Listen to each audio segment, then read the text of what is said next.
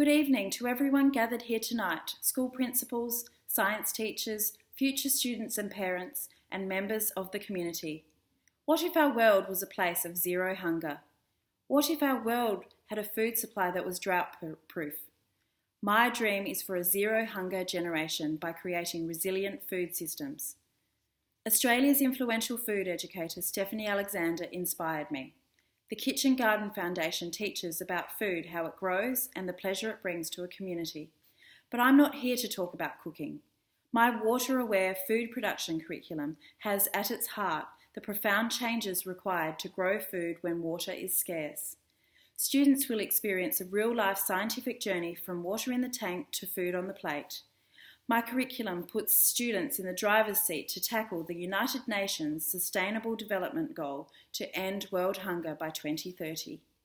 We live in a world of increasing drought. 40% of people worldwide are affected by water scarcity, and this is projected to rise due to climate change.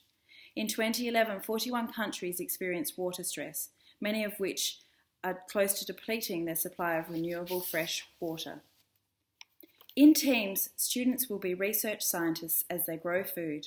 They will use sustainable agricultural practices, such as salinity measurements to identify water quality, mulching to minimise evaporation, composting to increase organic matter, water harvesting and grey water use, soil moisture monitoring to identify too much or too little soil water, and experimentation with drought-tolerant species like native rices.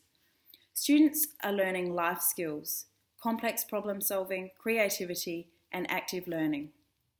This is an educational experience which amplifies children's natural inclination to experiment and to create.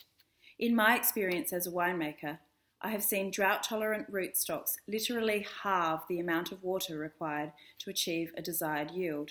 My curriculum is about growing more food with less water. You may be asking yourself, how does this affect me?